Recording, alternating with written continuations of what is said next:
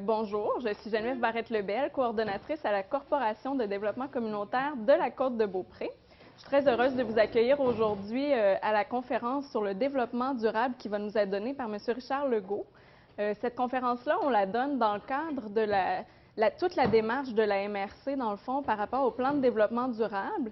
Pour ceux qui ne le savent pas, il y a des consultations qui ont eu lieu depuis cet automne. Il y a eu des tables, un forum, il va en avoir d'autres cet hiver.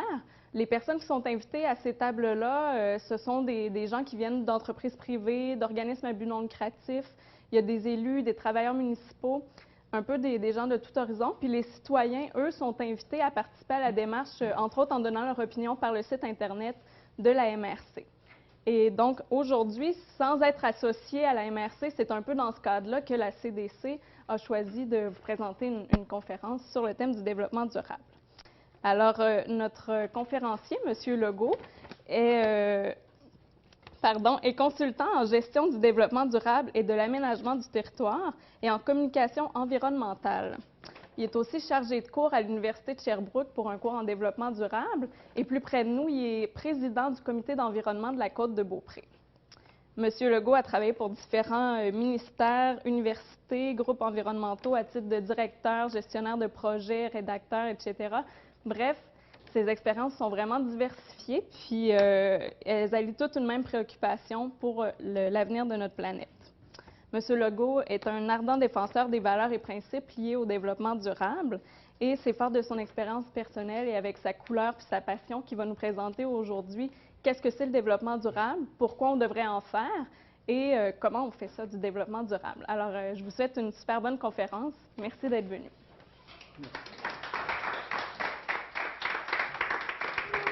Alors, bonjour, merci Geneviève et tout le monde d'être ici. Il n'y a pas de représentant de la MRC, ça aurait été amusant et intéressant d'avoir un peu leur point de vue, mais ils auront l'occasion de voir peut-être sur Internet ou autrement, ou à la télévision d'ici, la présentation. D'abord, moi aussi je suis préoccupé par la Côte-de-Beaupré, peut-être pour ça aussi que vous êtes ici. Puis c'est dans ce sens-là aussi que je vais faire la présentation, dans le sens que je vais essayer de donner des exemples de la côte, de ce qui se passe sur la côte. Puis des facilités, au fond, d'appliquer le développement durable sur la Côte-de-Beaupré. Particulièrement, c'est important et intéressant aussi parce qu'on est en train de vivre, je dirais, la conférence de Durban actuellement. Vous connaissez probablement ce qui se passe sur les changements climatiques. Dans les journaux tous les jours, on voit que le Canada est en train de se désister et que le Québec poursuit sa démarche de développement durable quand même. Mais au fond, c'est juste pour vous dire ce qu'on pourrait faire globalement au niveau de la planète, des États, des pays qui doivent s'entendre sur une réduction des gaz à effet de serre pour diminuer ou ralentir la progression, de la croissance de la température, parce que c'est ça qui est vraiment le problème majeur actuellement de l'humanité. On s'en va vers des dérèglements climatiques si on continue comme ça. Alors, on a l'occasion ici, dans nos milieux, notre patelin, notre cour, notre village, notre région, notre Québec, de ralentir ça, de trouver des façons d'appliquer le développement durable, de faire notre part pour la planète. Alors, voici un peu le sommaire de la présentation. On va faire un bref historique, puis ça va être très bref, là, parce que juste l'historique, c'est un cours de 3 heures normalement. Moi, je dis ça pas pour en mettre trop, là, mais dans un sens, c'est vraiment résumé. Mais vous aurez accès à ce document-là.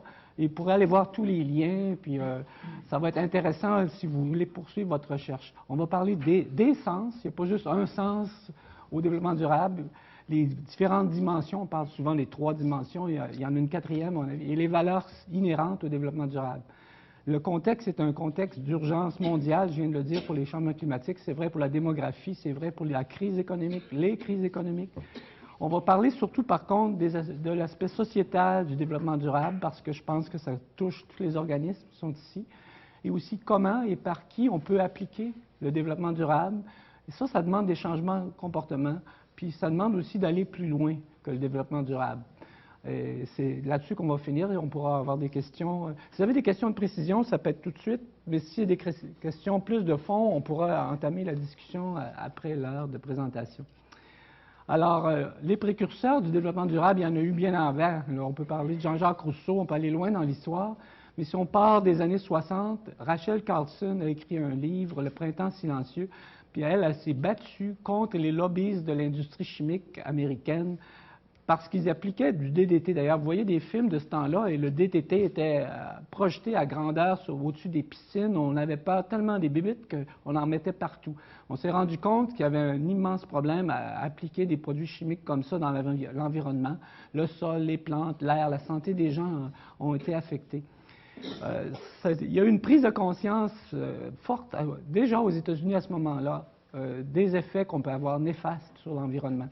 En 1968, il y a eu la création du Club de Rome. C'est un groupe de scientifiques, d'économistes, bon, de gens aussi dans l'industrie. Puis on dit, bon, on va mesurer les ressources de la planète. On va mesurer où on s'en va avec notre pétrole, notre charbon, même le bois, etc. Ils ont fait ça de façon assez systématique dans l'état des connaissances du moment. Puis, il y a eu une alerte incroyable avec ce rapport-là parce qu'ils ont dit, oups, vers les années 2050, on aboutit à un plafonnement, on aboutit à une perte, à un manque de ressources dans tel domaine. Ça a créé toute une commotion aux États-Unis. On en reparlera peut-être sur un peu de temps. Mais après ça, il y a eu d'autres rapports, puis tout le reste s'en est suivi.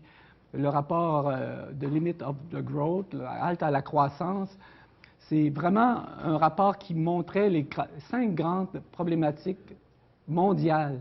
On accélère l'industrialisation, on est dans un cadre d'explosion démographique, on est encore dedans, le ralentissement de la démographie n'est pas encore arrivé.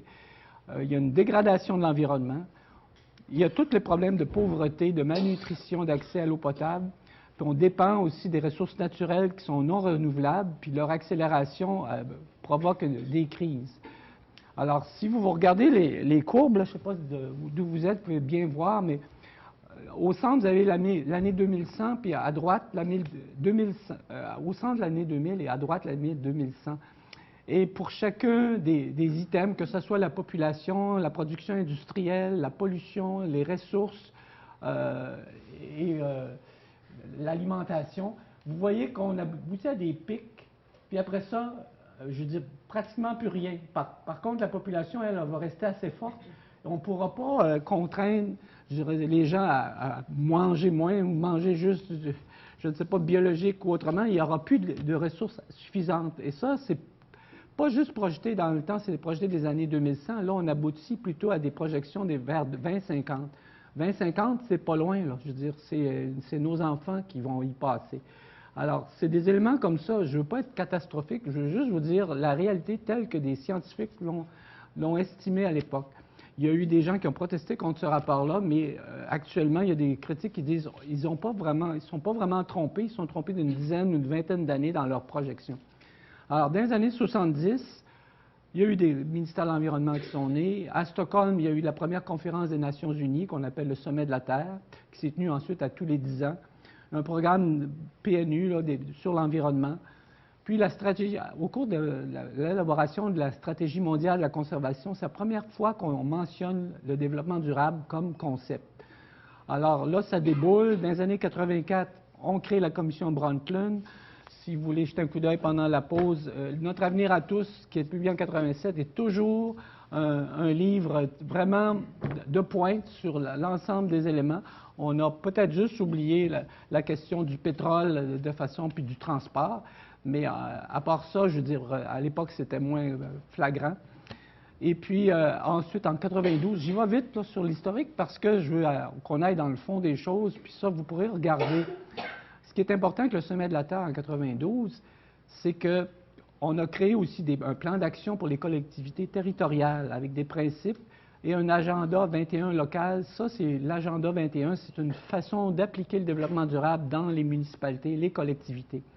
Il y a eu aussi la création de commissions du développement durable, des postes de commissaires pour voir si on va atteindre nos objectifs, puis les résultats sont mesurés, etc. Alors, en 1997, le fameux protocole de Kyoto, qui a été discuté en 1997 pour diminuer les gaz à effet de serre. En 2005, il est en vigueur, puis enfin ratifié en 2007 par 183 pays, sauf les États-Unis. Le Canada l'a ratifié, hein, d'ailleurs. Alors, les objectifs du millénaire qui ont poursuivi un peu le travail au niveau mondial, ça a été mis de l'avant par l'ONU. C'est les grands chefs d'État de tous les gouvernements Puis on s'est donné des grands objectifs, que ce soit contrer la malnutrition, l'égalité homme-femme, accès à l'éducation. Il y a 8 grands objectifs comme ça qui ont été repris de fil en aiguille.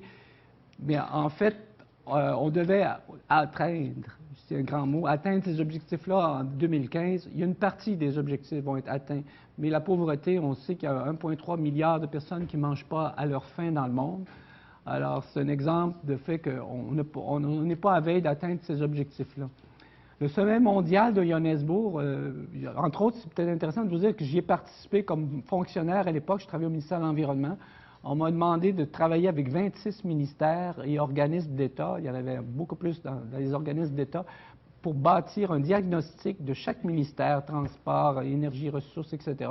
J'ai eu des bonnes discussions avec des fonctionnaires à l'époque parce qu'un diagnostic, ça se veut toujours un petit peu édulcoré, hein?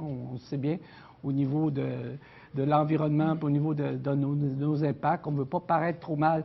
Mais il reste que ce travail-là a été fait par les ministères et ils ont abouti, au fond, à un projet du rapport qui a été soumis au sommet mondial du développement durable à Johannesburg. Ça touchait tous les éléments que vous voyez à l'écran, que ce soit la consommation, production qui est beaucoup trop grande, je dirais, en termes de quantité, etc., les stratégies d'assainissement, l'élimination de la pauvreté, etc., la gestion de la démographie, la santé. Alors, pour finir l'historique, on a abouti à maintenant. Il y a eu un plan vert qui est devenu un plan de développement durable avec l'adoption d'une loi du développement durable dont on va parler et de stratégie. Et le fameux plan d'action sur les changements climatiques dont on dit, avec 26 mesures, beaucoup de projets, 660 millions par le Québec, là. Et ce plan d'action-là, on pourrait dire, est appliqué depuis tout ce temps-là. Et le gouvernement du Québec se targue, on pourrait dire, d'atteindre les objectifs de Kyoto. En fait, en 2012, s'il continue à faire des démarches, aujourd'hui, vous allez entendre une nouvelle, je viens d'entendre à la radio, il va y avoir un contrôle de la pollution des véhicules automobiles qui va se faire au Québec. Ça fait des années que les groupes environnementaux réclament ça. Alors, ça, c'est un exemple de mesure qui va peut-être permettre de produire moins de polluants et de gaz à effet de serre au niveau du Québec, des routes et tout ça. Alors, pour terminer sur l'historique, on parle au fond, moi j'appelle ça une contre-participation du Canada actuellement. Déjà, ils refusent de prolonger Kyoto, puis ils font du travail en coulisses pour que ça ne se passe pas pratiquement. Ils sont derrière les Américains, c'est la partie républicaine conservatrice du Canada qui agit. Puis moi, je dirais aussi de la non-participation du Québec. Là-bas, ils ne sont pas représentés. Il y a quelques fonctionnaires et beaucoup de groupes environnementaux qui remettent des prix fossiles. Le Canada est le gagnant. Jusqu'ici, il y a eu 7 prix fossiles en 5 jours, je pense, par rapport à son inaction ou les controverses qu'il amène actuellement. Alors, en 2013, ce qui est prévu, c'est qu'on va remettre la stratégie de développement durable pour une analyse par les médias, par les gens de tous les milieux, puis il va y avoir un rapport aussi sur l'application sur le développement durable. Bon, quel sens on peut donner au développement durable? Parce qu'au fond, le développement durable, c'est un concept qui est flou. D'abord, les deux mots sont un peu ambigus et contradictoires. Développement, ouais, c'est la croissance, on développe. Hein? Un enfant grandit, une maison s'agrandit, un village devient une ville, etc. Mais en même temps, durable, fait pour durer. Est-ce que ça signifie qu'on devrait consommer, produire de plus en plus? Ça deviendrait une fin en soi pour que l'économie perdure et fasse durer. Mais ce n'est pas ça le sens du concept de développement durable. À la base, en anglais, c'était Sustainable Development, développement viable. C'était axé sur la protection des ressources de tout type pour que la vie continue sur Terre. Alors, on parle de satisfaction des besoins, oui, mais de quels besoins on parle? Est-ce qu'on a besoin de 3 iPhones, 2 iPads, etc., etc.? On est dans la production actuellement d'objets que j'appelle obsolètes, c'est-à-dire qui sont faits pour briser en 1 an ou 2. Puis après ça, bon, on en rachète, puis il y a des milliards d'iPhones qui sont jetés. Je veux dire, c'est incroyable. Au niveau de la reproduction des systèmes vivants, c'est aussi un aspect important, on va en parler. Mais pour l'instant, on pense on va juste s'en tenir là, qu'il y a 3 pôles qui s'intersectent, comme vous voyez là, et que c'est ça le développement durable. Bon. En fait, le développement durable, avant de parler de cette diapositive, c'est à la fois, dans mon expérience à moi depuis les années 90, c'est à la fois un processus, c'est à la fois un concept, oui, c'est à la fois une démarche, un processus, mais aussi c'est à la fois une vision qu'on projette dans l'avenir, puis c'est à la fois, je dirais, un mode d'action, un plan pour aboutir à des actions concrètes dans le milieu. Alors, c'est dans ce sens-là qu'il faut comprendre le développement durable. C'est sûr que c'est un concept flou, mais en même temps, le fait qu'il soit flou, il a permis d'asseoir les gens à la même table. Parce que à l'époque, dans les années 80, je veux dire, c'était l'opposition, des manifestations, Greenpeace qui monte en haut de la tour du CN, puis Greenpeace qui envoie un bateau contre les baleiniers, puis etc. Je veux dire, les gens ne se parlaient pas, là, je veux dire, l'environnement, les gens qui étaient dans le domaine de l'environnement, puis encore moins les gens dans le domaine strictement social qui réclamaient plus de justice, plus d'équité, je veux dire, il y avait chacun leur secteur. Et en bâtissant un concept de développement durable, c'est ça la beauté de la chose, les gens sont finis par s'asseoir à une même table. Comme vous autres, vous pouvez vous asseoir avec la MRC, vous dire, écoutez, là, vous nous avez oubliés, ou avez-vous pensé à ci ou à ça. Alors, c'est ça la discussion civile qui doit se faire pour aboutir à quelque chose qui amène un consensus. Alors, il y a différentes visions du développement durable. On peut avoir une vision plus centrée sur l'homme, qui est au fond la commission Brundtland, répondre aux besoins. Moi, j'ajoute besoins fondamentaux pour vivre. Ou on peut avoir une vision plus écocentrique, qui est axée sur OK, on va améliorer nos conditions d'existence, mais on va quand même, ça serait de la... Moi, je dirais les Suisses agissent comme ça, les gens qui sont très, très prudents, là, tout en restant dans la limite des capacités de support des écosystèmes où on vit. Donc, on ne pollue pas notre rivière qui nous abreuve plus loin, etc., etc. Alors ça, il y a deux conceptions, on pourrait en ajouter une troisième, que ce serait la conception économiste, là, où ben, c'est l'économie qui mène le monde. D'ailleurs, on a pas mal de preuves de ça. Et puis, cette conception-là, c'est aussi, à mon avis, une conception erronée du développement durable. Alors, au fond, c'est une équation de développement durable. Au fond, comment on peut conjuguer la croissance économique qui est nécessaire? En principe, la croissance économique devrait nous permettre une meilleure répartition des richesses. On voit que ça ne le fait pas tout le temps, puis pas souvent, là.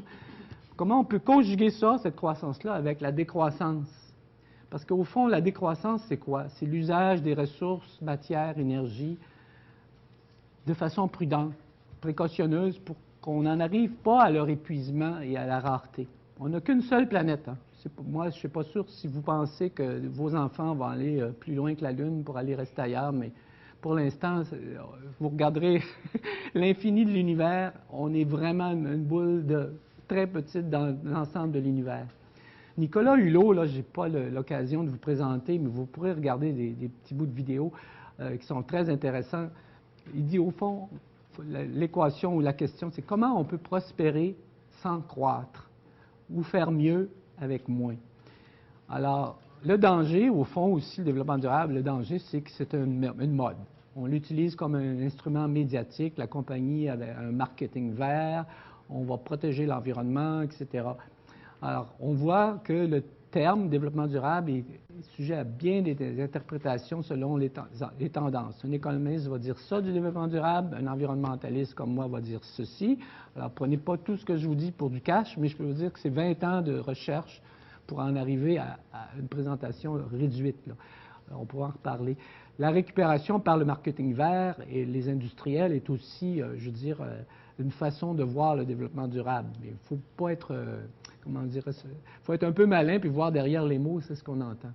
Alors, comment le développement durable est pris en compte au Québec? Il y a beaucoup d'actions, il y a énormément de groupes sociaux, environnementaux qui se rejoignent dans leurs valeurs, qui posent des actions sur le développement durable. Le Québec a fait une loi sur le développement durable qu'on va voir. Des entreprises, des industries font des efforts. Les municipalités commencent à faire des efforts. Il y a peut-être une quinzaine peut-être de municipalités, de régions, Montréal, même Québec en a une, là, Baie-Saint-Paul, etc. Puis les citoyens, qui nous sommes, les organismes de la société civile, est-ce qu'on est prêt? Souvent, moi, je dirais, j'avais écrit un article, les choses vieillissent pas tant que ça, mais juste pour vous dire, au moment où il y avait le plan de développement durable, j'avais marqué « Les citoyens ont une longueur d'avance sur les élus ».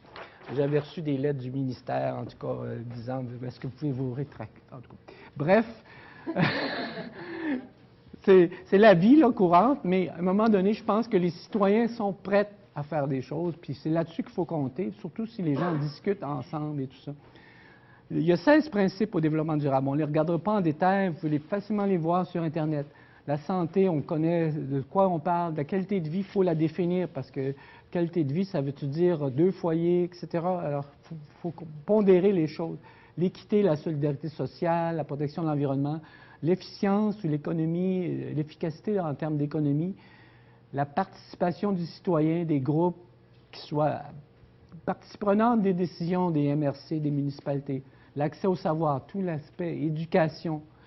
Subsidiarité, c'est un mot difficile pour dire simplement que les gens ont les pouvoirs au niveau où ils peuvent agir. Je veux dire, une municipalité n'a peut-être pas assez de pouvoir pour protéger ses berges, par exemple, ou une municipalité pour développer son domaine culturel, etc.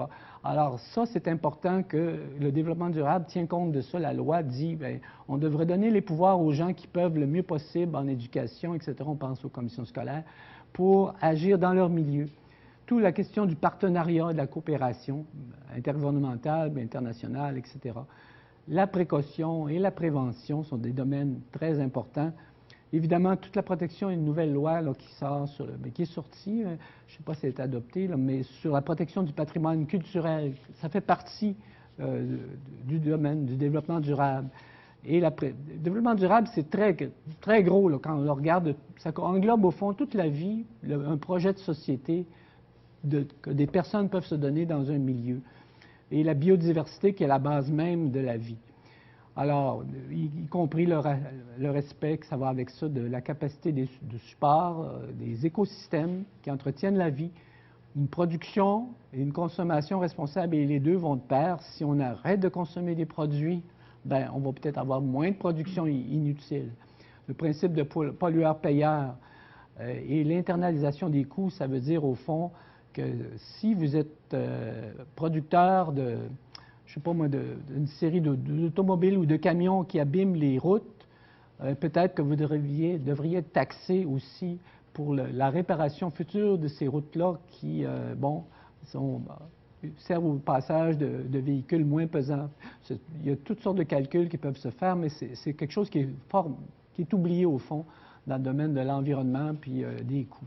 Alors voilà, la loi là, sur le développement durable, elle ne touche pas les municipalités actuellement. Moi, je souhaite qu'elle touche dans quelques années, ou en tout cas, je suis optimiste, quelques années, là. Il y en a qui diraient quelques dizaines d'années, mais ça ne touche pas encore les municipalités, les agglomérations. Mais pour le comportement des municipalités, cette loi-là a une influence.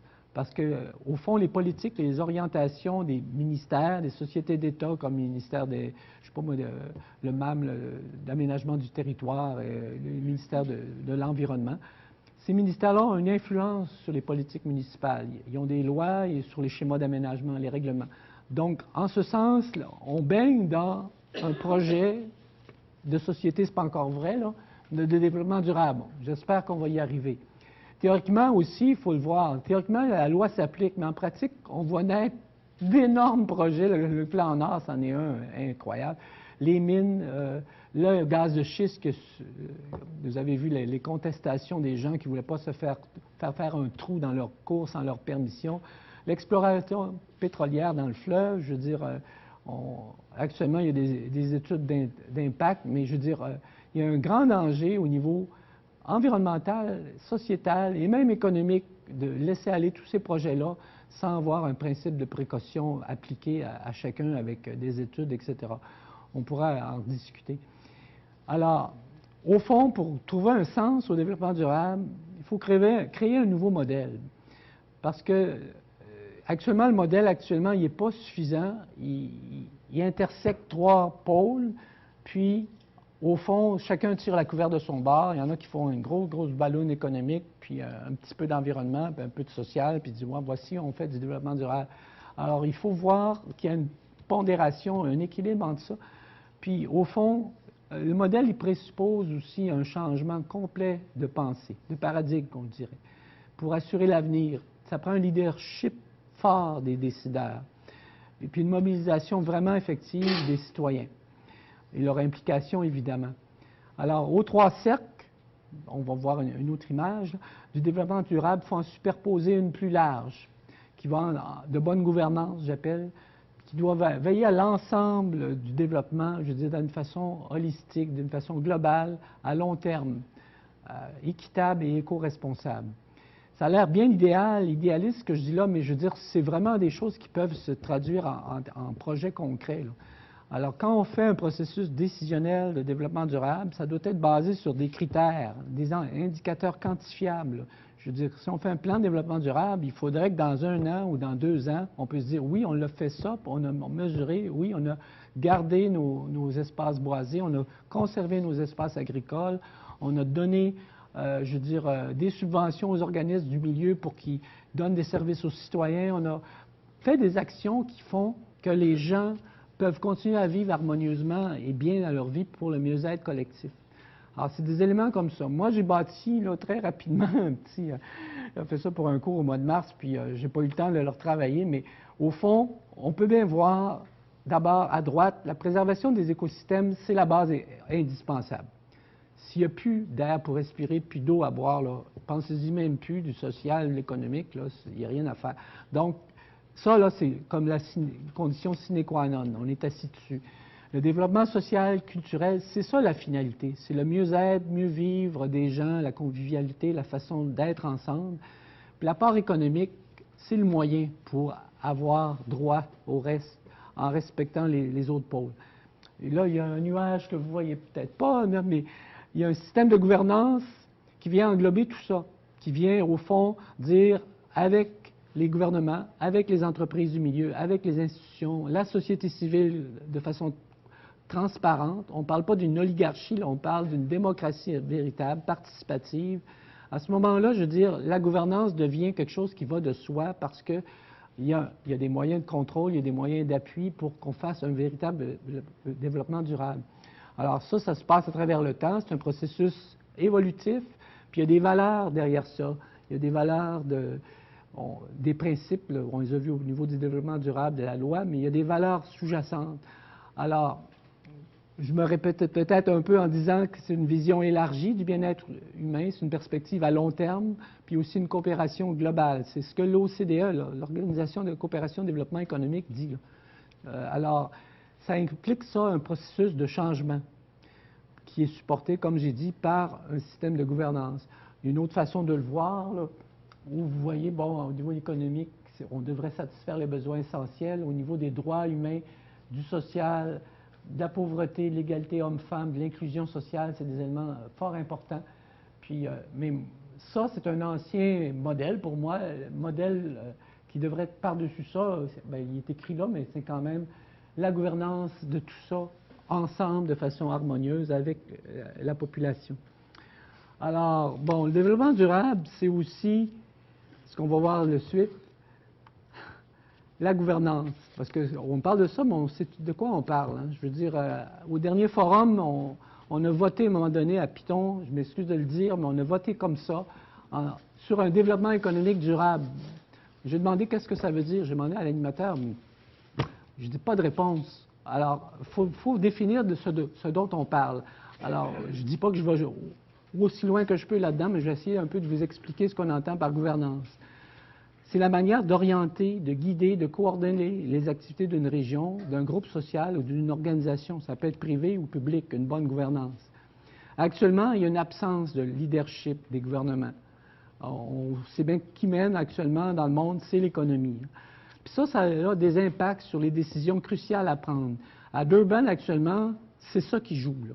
Il n'y a pas de décisions qui se prennent, qui ne sont pas encore prises sur la suite de Kyoto, et pourtant, c'est crucial pour l'avenir de l'humanité. Alors, imaginez comment ça se passe dans les régions, mais dans les autres pays, quand, je veux dire, les gens ont des problèmes d'alimentation, des problèmes d'emploi, etc. Alors, avant que tous les problèmes nous arrivent en même temps, je pense qu'il faudrait que les gouvernements planifient, prennent les rênes du pouvoir. Et ça, c'est normal. On élit des gens pour qu'ils assument leurs responsabilités. Alors ça aussi, ça a des impacts sur les ressources qu'on voit en bas. Puis actuellement, on est dans un contexte de mondialisation où c'est le productivisme, l'économisme, j'appelle, qui dirige le monde. Alors, La gouvernance, ça intègre deux aspects. La démocratie qu'on appelle faite par les élus, puis la démocratie de participation par la société civile. Et les deux doivent être en conjonction, en rapport l'un avec l'autre. Sinon, je veux dire, on fait une oligarchie, on décide, ou bien sinon, ben, c'est le free-for-all, où tout le monde veut participer, puis mais il n'y a pas de décision, ou en tout cas, il y a un manque de décisions qui se prennent. Alors, il faut développer de nouveaux types de partenariats transparents avec les acteurs de la société civile, les citoyens, les entreprises. On sait que la dimension économique est importante dans le développement durable. Actuellement, l'économie, que j'appelle néolibérale, est à réorienter avec des outils. Il y en a une multitude d'outils. Dans mon ordinateur, j'ai peut-être une quarantaine d'outils d'applications de développement durable. Je vais vous en présenter un ou deux. Mais la responsabilité sociale des entreprises, RSE, on va en parler plus loin, le calcul de l'empreinte écologique des entreprises qui pourraient arriver sur la côte de Beaupré, est-ce que les entreprises pourraient faire leur calcul d'empreinte écologique, voir jusqu'à quel point ils ont besoin de terre, d'eau, de sol, d'air pour fonctionner. Le respect des normes comme celles de ISO 14000, 14040, les normes ISO, c'est des normes internationales qui permettent au fond, aux industries, aux entreprises, de respecter un certain nombre de critères, entre autres au niveau environnemental, mais ça peut être au niveau social, au niveau économique, pour bien agir. Le paiement de taxes carbone, ça, on pourra en parler aussi. L'exemple ici du journal Le Devoir que j'ai photographié, c'est que Louis-Gilles Francard du Devoir a fait un calcul assez précis de la dette climatique du Canada. Ça a l'air de rien, ça. 19 milliards, c'est beaucoup d'argent, même pour le Canada actuellement. Vous savez, quand on met tellement d'argent dans l'armement. Et le 19 milliards, il a été calculé sur un certain nombre d'années que le Canada n'a pas respecté ses objectifs de Kyoto, a produit plus de gaz à effet de serre, c'est des centaines de tonnes, hein, et ça va aller à des milliers de tonnes. Et ces gaz à effet de serre-là, je veux dire, à 15 ou 20 ou 30 $ de la tonne, ça vaut de l'argent. Et si à la limite, s'il y avait un gouvernement au niveau mondial, il pourrait dire, Monsieur Harper, vous nous devez cette année 4 milliards, l'an prochain un autre 4 milliards pour rembourser votre dette parce que vous avez signé Kyoto et vous ne l'avez pas fait. Alors ça, je veux dire, vous n'avez pas réalisé les actions pour lesquelles vous êtes engagé. Alors, on en arrive là, c'est malheureux, mais on en arrive là au niveau... C'est peut-être heureux dans un sens que l'économie va finir peut-être par rattraper l'écologie dans ce sens-là. Alors, pourtant, vous le savez, une autre économie est possible, une économie sociale, solidaire, celle des coopératives, des organismes sans but lucratif, des bénévoles. Et il y a eu des gens qui sont venus en colloque ici, il y a un petit article du Devoir, je pourrais vous donner, que l'économie sociale était vraiment un modèle de développement durable complet. Ça intègre toutes les dimensions de l'aide, ça donne des services essentiels aux personnes, etc. Je ne suis pas à vous convaincre de ça, vous êtes dans ce domaine-là ici. Alors, au fond, la dimension économique, il faut la voir en parallèle avec l'économie néolibérale que vous voyez à droite. Une économie écologique, ce serait une perspective qui est ancrée sur l'ensemble du vivant, du non-vivant, parce qu'on dépend aussi du non-vivant, qui sont des ressources qui ne sont pas renouvelables, qui respectent les écosystèmes, qui dit nos ressources sont limitées. Puis il y a une redistribution aussi, un partage équitable de ces bénéfices-là. L'économie néolibérale, à mon avis, elle est vouée à l'échec. Puis pas juste à mon avis, là, je veux dire, j'ai apporté quelques bouquins, mais je veux dire, c'est évident, avec une triple détérioration des écosystèmes, des ressources qui sont plus renouvelables, on ne pourra pas aller fouiller 800 km dans le sol pour aller chercher du pétrole. À un moment donné, on va aboutir à du feu dans le centre de la Terre, là. Il y a des limites. Puis aussi une détérioration des systèmes écologiques. Parce que si on tue la vache qui nous nourrit, là, je veux dire, on tue le lait, on tue le fromage, là, à un moment donné, il y a un problème majeur. Et l'économie néolibérale est basée sur les profits des investisseurs. Et elle accroît les écarts entre riches et pauvres. Il y a eu dernièrement encore des études montrant que c'est 10-1 maintenant au Canada. Je veux dire, le plus haut salaire, 100 000 par rapport à 10 000 $. Mais on va encore plus loin avec, je pense, la question des banquiers ou des banques, où un banquier peut avoir 500 fois le prix, le coût ou le salaire de son employé, puis être gras dur avec ça, puis dire, ben continuez à me donner des primes de rendement à la fin, même si ma banque... Alors, au fond, je caricature un peu, mais en même temps, c'est vrai, on vit dans un monde que moi je dirais, la conception de l'économie néolibérale est irréaliste dans un monde fini. Il manque le mot fini en bas, là. C'est pas grave. Alors, le monde fini, c'est notre terre avec les ressources qui sont finies. La dimension sociale ou sociétale, j'aime mieux sociétale parce que ça inclut tous les aspects communautaires, éthiques, aussi politiques, culturels, voire spirituels de notre être, de notre mieux-être. Ça répond, ou ça devrait répondre aux besoins fondamentaux. Pas juste à avoir toujours plus, puis à tous nos désirs. Puis ça implique des valeurs de base qu'on peut discuter ici, partager entre voisins, avec la municipalité, etc. Alors, des valeurs, j'ai reçu un beau courriel de Geneviève qui m'a fait un topo sur certaines valeurs que vous endossez. J'en ai ajouté là-dedans, comme le pacifisme ou la qualité de vie grâce à la convivialité. Je pense que c'est un élément très important d'avoir des bons rapports avec ses voisins, des bons rapports avec les gens. C'est ça, au fond, qui crée le bonheur. C'est pas l'argent en soi. La démocratie qui peut être participative, une solidarité, bon, etc. Alors, une consommation plus éthique et responsable. La dimension écologique, je l'ai dit, on ne se répétera pas, c'est une condition essentielle aux trois autres dimensions, dont la gouvernance. Là, on voit très mal, mais en même temps, c'est la nuit, c'est la planète vue du ciel éclairée par les systèmes humains. Ce n'est pas la Lune qui reflète sur l'eau, là. C'est vraiment tout ce qui est allumé en Amérique du Nord, en Europe, puis il y a une partie en Orient aussi. Et, alors, vous voyez quand même que, ça, on pourrait en parler, de l'éclairage intempestif, c'est une dépense d'énergie énorme, mais en même temps, ça montre à quel point on a urbanisé le monde à un point énorme. Alors, pourquoi? Là, on est rendu pourquoi? Pourquoi on parle de développement durable? Je l'ai dit en entrée en matière tout à l'heure, on vit, et on vit déjà, là, je veux dire, 30% des glaciers, etc. On pourrait vous donner un tas d'exemples, un dérèglement climatique qui s'en vient à l'horizon. Je veux dire, actuellement, on a des changements climatiques, mais le dérèglement climatique, on va en parler un petit peu plus loin, c'est une grande possibilité qui peut arriver. Il y a d'autres éléments qui montrent qu'on est dans un contexte, que c'est la croissance ou la faim. Quand on pense à 1,3 milliard de personnes qui ne mangent pas à leur faim chaque jour, il y a des crises sociales, il y a l'épuisement des ressources, puis différentes pollutions et impacts sur la santé. Tout ça a des interactions entre ces problèmes-là. On peut dire que c'est des défis aussi. Puis il y a des interactions aussi entre les pays de la planète qui ont plus de ressources, moins de ressources. Je pense à Israël avec les pays qui côtoient Israël qui n'ont pas l'eau parce que, je veux dire, l'eau est puisée dans les mêmes sources. Ces problèmes-là s'amplifient, sont interconnectés l'un avec l'autre. Un exemple, par exemple, le changement climatique, pour toutes sortes de raisons. Je veux dire, ça peut être l'érosion due à haussement du niveau de la mer, ça peut être la sécheresse, etc. Par les vents, les tornades. Il y a des détériorations du sol, des terres. Ça crée, dans certains points, des famines, des migrations de centaines de milliers de personnes qui s'en vont avec leurs chèvres, puis leurs deux bébés d'un bras, puis s'éloignent de l'endroit où ça fait 6 mois qu'il n'y a pas plu. Puis ça amène des crises sociales, des crises économiques, des crises d'immigration, etc. La hausse démographique aussi, en Afrique, il y a des pressions énormes sur les écosystèmes et sur la biodiversité, sur la santé. L'urbanisation, on voit bien, c'est à Côte-de-Beaupré qu'il y a une urbanisation galopante, on pourrait dire. Est-ce qu'on veut contrer ça? Est-ce qu'on veut aller vers ça? Est-ce que c'est ça la question qu'on devrait se poser sur la Côte-de-Beaupré?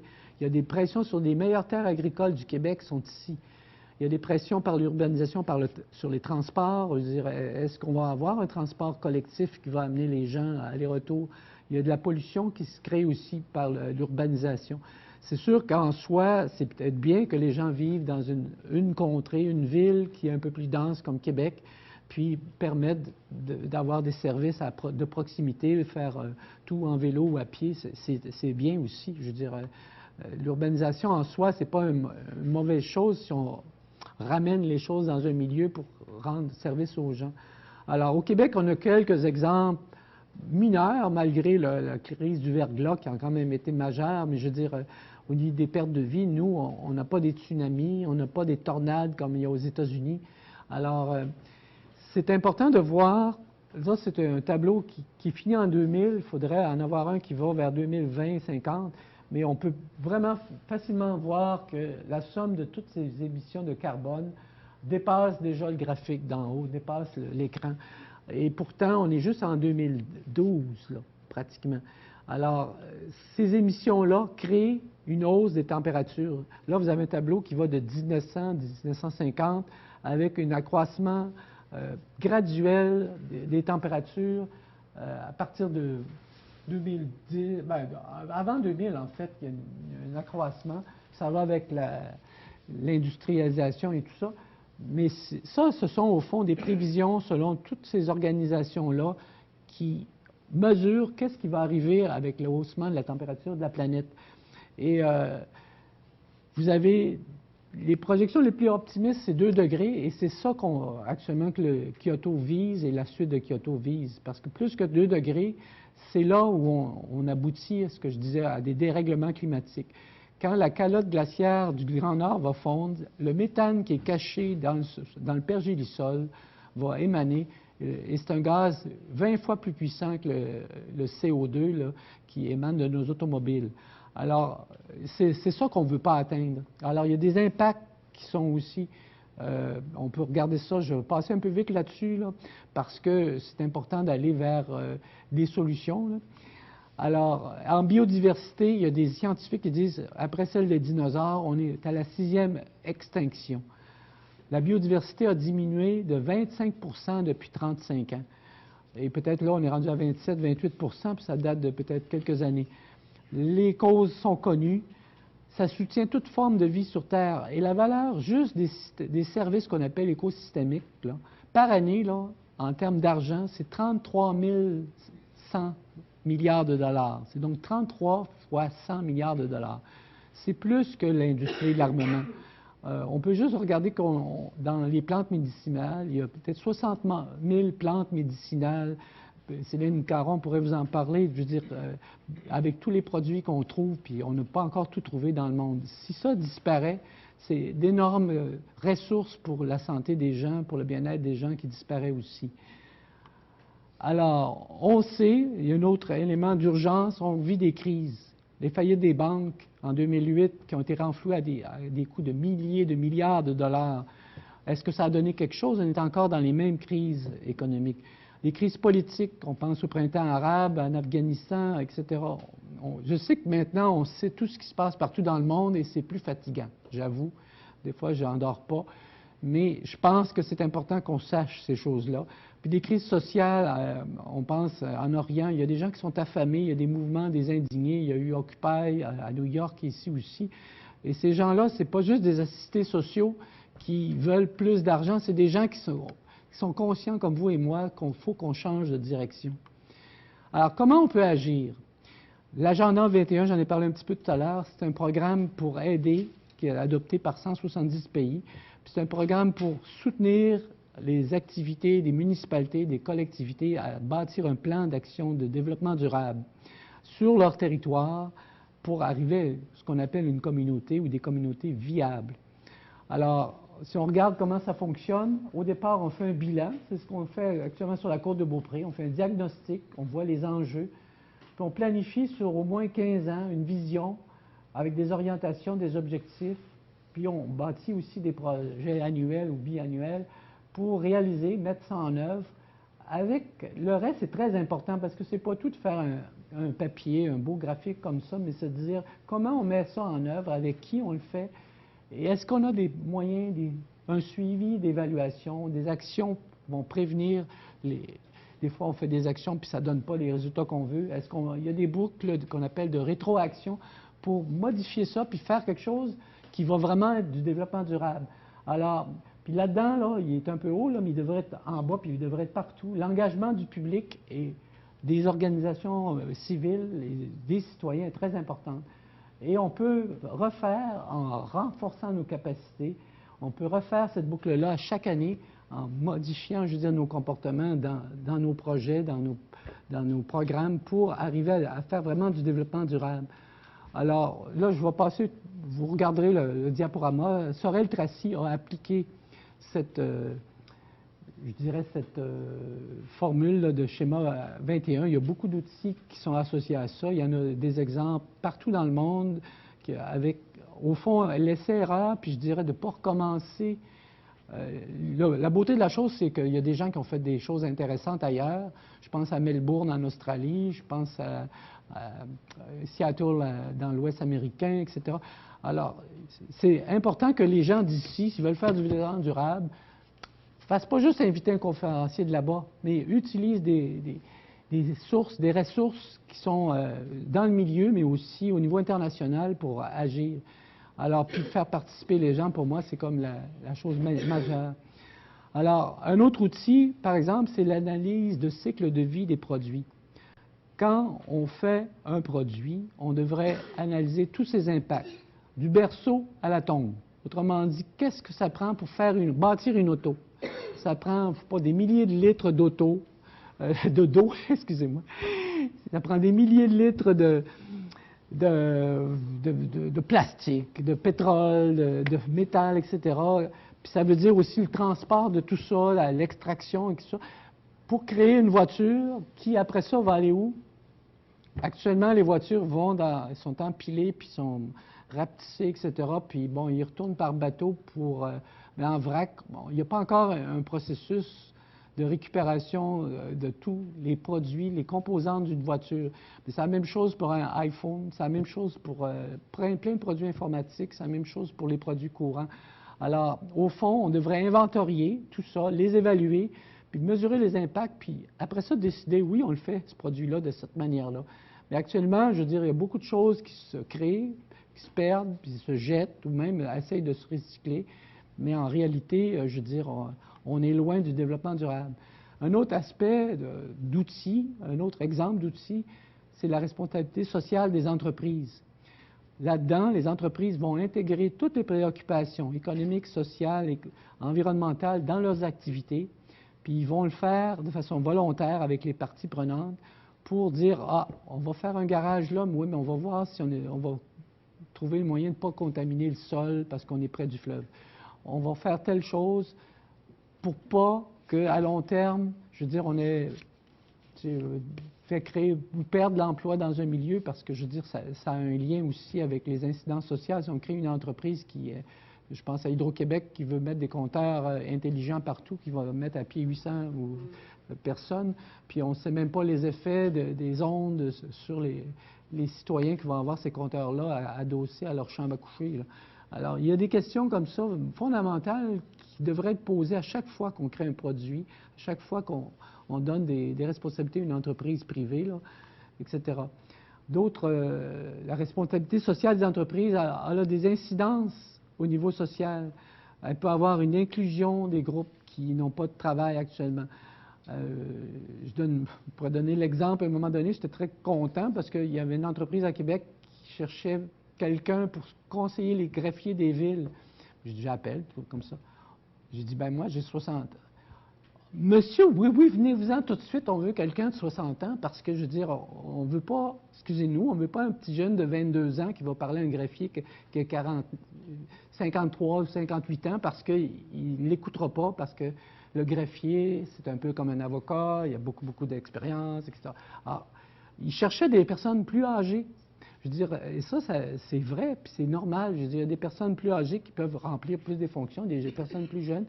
Ça ne veut pas dire une discrimination positive, ça veut juste dire, au fond, qu'on peut inclure les gens. Il y a des personnes qui sont handicapées, mais ils peuvent faire énormément de choses dans la vie. Puis, alors, vous êtes là-dedans à plein nez, je pense, je n'ai pas besoin d'en parler. L'amélioration de la santé, c'est pareil. Si on fait un étiquetage volontaire du sel, du sucre, etc., ou même des OGM qui sont dans les produits, les gens vont manger en connaissance de cause, avec une connaissance de ce qui se passe. Alors, il y a des outils, là, je vous passe vite là-dessus. La gestion responsable d'événements. Il y a beaucoup d'événements qui se passent sur la côte de Beaupré, que ce soit le Festival de Loi-Blanche, il y a des choses à Saint-Tite, bon... il y a les feux d'Auto-Québec. il y a des mesures qu'un organisateur peut appliquer pour accroître l'éco-responsabilité de son événement. Alors, on peut calculer, par exemple, combien de gaz à effet de serre il y a produit ici. Vous faites un colloque, vous amenez le monde de l'international, bien, je veux dire, ça veut dire que les gens qui viennent en avion, provoquent, je veux dire, causent par leur utilisation. Ils peuvent compenser en plantant des arbres, c'est déjà mieux que rien. Alors, pourtant, ce colloque-là pourrait aussi se faire de façon Internet aussi. Il ne faut pas oublier les moyens qu'on a et qu'on n'utilise pas beaucoup. On peut diminuer nos consommations de papier, offrir un repas où la vaisselle n'est pas jetable ou au moins est compostable, favoriser le transport collectif pour y aller, etc. Alors ça, il y a des organisations comme le Conseil québécois des événements éco-responsables qui donnent plein d'outils intéressants pour vous aider à organiser comme ça. Puis c'est gratuit là, pour au moins la base des outils. Vous êtes capable d'acheter un guide puis de faire ça. L'empreinte écologique, j'en ai parlé un petit peu. Au fond, c'est une mesure en hectares qui est acceptable, biologiquement, qui est nécessaire, mais aussi acceptable au niveau du développement durable pour pourvoir aux besoins d'une population humaine dans une taille donnée. Ça a l'air bien compliqué pour juste dire, au fond, imaginez simplement l'empreinte que vous faites. Bien, un Américain a une empreinte, un Nord-Américain, on en fait partie 4 à 5 fois plus grande qu'un Chinois. Okay? Oui, oui, actuellement. Oui, encore vrai, mais parce qu'ils sont 1,4 milliard, ou je ne sais plus combien sont de personnes, 1,2 milliard. Actuellement. Alors, l'outil de l'empreinte, c'est simplement évaluer le degré d'intensité d'utilisation des ressources de la planète. Alors, je ne donnerai pas de chiffres maintenant, vous pourrez aller voir, mais c'est un outil très intéressant qui peut être visuel aussi. Il y a des organismes comme Équiterre ou d'autres qui montrent un peu comment on peut les utiliser. Alors, le PIB, le produit intérieur brut, ce n'est plus un outil, pourtant c'est encore partout dans les graphiques, les statistiques mondiales. Le produit intérieur brut additionne les coûts pour la guerre, additionne les coûts pour la destruction par la guerre, additionne l'armement, additionne aussi les coûts pour reconstruire. Alors, vous imaginez l'incohérence d'un indicateur comme ça. Alors, il y a des nouveaux indicateurs qui existent, comme l'indice de progrès véritable. Harvey Mead a fait un livre très intéressant là-dessus pour mesurer l'évolution du bien-être réel d'un pays, par exemple, ou l'indice de développement humain qui prend 3 critères, l'espérance de vie, le niveau d'éducation, le niveau de vie. Mais il y a des indices beaucoup plus raffinés que ça qui existent. Puis il y a d'autres outils comme Natural Step, la MRC est censée s'en servir. J'ai hâte de voir ce que ça va donner parce qu'on ne le voit pas beaucoup sur le site Internet de la MRC que je vous conseille d'aller voir. C'est intéressant quand même de voir leur démarche en général. La fiscalité verte, ça serait intéressant d'en parler. Puis il y a différents guides d'application du développement durable qu'on va voir un petit peu, mais aussi d'évaluation du développement durable. Parce qu'un coup qu'un projet est fait, ou on peut même évaluer des projets qui sont mal faits, et dire voici pourquoi ce n'est pas un développement durable. On va parler, pour finir, des changements de comportement, parce que c'est comme la base même. Comment on peut faire, au fond, pour partir presque de 0 ou moins 5, puis d'aller dans l'avenir avec quelque chose de positif. On sait qu'il y a des gens qui sont à gauche, des innovants ou des adoptants précoces, c'est des gens qui sont ouverts, des gens comme vous et moi probablement, puis qui sont prêts à essayer des nouvelles choses, faire leur compost, agir, etc., travailler avec leur municipalité, etc. Mais il y a une majorité de gens, soit à droite c'est tardif et à gauche c'est des précoces, qui attendent. Les premières majorités précoces, c'est des gens qui attendent que peut-être ça va marcher, qui sont précautionneux, bon, etc. Mais il y a une majorité de tardives qui attendent que ça a fait ses preuves, puis il y a toujours des retardataires. Alors, dans ce monde-là, des changements de comportement, il faut agir. Là, on pourrait voir aussi qu'il y a des gens non sensibilisés, plus sensibilisés, prêts à passer à l'action. Il y en a qui vont passer ponctuellement à l'action, puis il y en a qui vont intégrer cette action-là dans leurs activités quotidiennes, comme par exemple, prendre le transport en commun au lieu de leur auto pour aller travailler, ou venir à pied si vous prenez leur vélo. Alors, pour qu'il y ait des changements de comportement, ça prend une prise de conscience des acteurs. Ça prend aussi une jonction une coïncidence là, entre la volonté des élus, quand il y en a une, et le désir des citoyens. Puis Lester Brown, là, qui a écrit, on vous encourage de lire ça, là, lui, il dit qu'il faut vraiment un plan Marshall pour modifier notre façon de voir la planète, puis notre gérance de la planète. Ce dont le monde a le plus besoin, ce n'est pas de plus de pétrole, mais de plus de gouvernance. Alors, de bonne gouvernance, on s'entend de ça. Alors, il faut d'abord sensibiliser les gens, puis laisser, j'appelle ça, un maximum d'empreintes dans le cœur, parce que c'est aussi émotif. Je veux dire, on pense à nous, mais on pense à nos enfants, on pense à la vie même. C'est un miracle extraordinaire d'être dans un monde vivant. Hein. Je veux dire, si vous faites un peu d'astronomie, vous pouvez voir qu'on n'est pas beaucoup comme ça avec de l'eau, de l'air, des belles fleurs, puis de tout. Il y a des ingrédients de succès.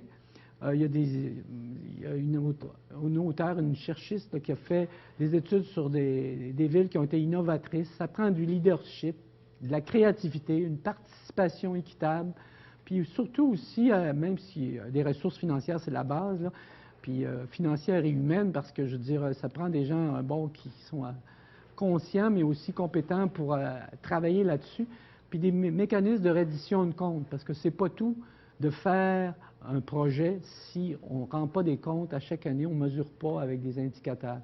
Alors, les élus ont des tâches, développer une planification, appliquer une bonne gouvernance, appliquer sur de larges consensus de la société civile, puis les citoyens doivent être consciencieux, autant que possible militants ou même avec une perspective planétaire, capables de perdre des bouts, mais modestes dans leurs étapes de réalisation, puis penser, je dirais, localement, puis agir, penser globalement et agir localement, mais on peut penser aussi au niveau de la crise mondiale, c'est important, on voit les effets que ça a partout, puis ouvert à des changements de pensée, de paradigme.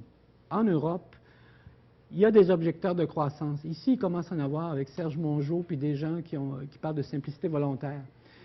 Il y a une chose que je trouve intéressante que en tout cas, j'ai réalisé en lisant, parmi les autres choses, c'est avant, là, au Moyen Âge, puis ici, le Moyen Âge s'est perpétué assez longtemps dans notre colonie, l'Europe, puis le Québec, puis l'Amérique du Nord, puis bien des pays, on pourrait appeler ça qu'on était caractérisé par ce qu'on appelle l'Église-monde. Au fond, c'était les valeurs chrétiennes, il y a des bonnes valeurs là-dedans, là, mais c'est ça qui dirigeait nos comportements, l'angélus, tous les actes qu'on faisait. Mais à un moment donné, des années 50, on pourrait dire, il y a eu, avant ça aussi, mais il y a eu graduellement, mais des années 50, 60, puis il y a eu un ras-le-bol de toutes les normes et les conventions. Et on aboutit au 21e siècle maintenant à un monde, non pas qui est organisé, pensé, structuré par ce qu'on appelait l'Église-monde, mais par l'entreprise. L'entreprise monde, là, ou du monde, l'entrepreneurialisation du monde, c'est au fond l'entreprise qui produit les produits, qui dirige au fond notre mode de consommation par notre surconsommation. Au fond, actuellement, ça a l'air idéologique, mais en fait, c'est incroyable. On est passé d'un pape ou de gens qui dirigeaient notre façon de voir et de penser à une autre sorte de pape qui est l'argent. Les entreprises qui font avec leur but de faire de plus en plus de profits, etc. Alors, c'est vraiment ça qu'il faut réaliser. Et le politique est derrière ça. Le politique est engagé quasiment dirigé par l'économisme du monde. Alors, il faut faire une réflexion collective. Est-ce qu'on devrait, dans les pays développés comme nous, arrêter, modifier, gérer la décroissance pour qu'on soit, je dirais, en paix avec ça, puis on vive de façon, je dirais, intelligente avec ça, et non pas attendre que de nouvelles crises arrivent puis qu'on soit obligé de la subir, la décroissance. Est-ce que c'est un passage obligé vers de l'humanité pour sa survie? Moi, je pense que oui. C'est peut-être pas vrai pour les pays en voie de développement qui ont encore beaucoup de travail à faire pour avoir l'assainissement, l'eau, tout ce qu'il faut pour vivre décemment. Mais au niveau des pays comme nous, au niveau de l'Occident et même maintenant une partie de l'Inde, etc., on devrait avoir, il y a des groupes qui travaillent là-dessus. Alors, au fond, les questions qu'on devrait se poser, là, puis on se les pose pour notre milieu de vie, dans quoi on veut vivre? Qu'est-ce qu'on peut faire? Puis surtout, qu'est-ce qu'on veut faire pour y parvenir. Margaret Mead, des fois on pense qu'on n'est pas beaucoup, là, dans une salle, on est 20, 25, mais je veux dire, qu'est-ce qu'on peut faire? Qu'est-ce qu'un groupe de citoyens peut faire? Bien, c'est un peu ça, le développement durable. Merci.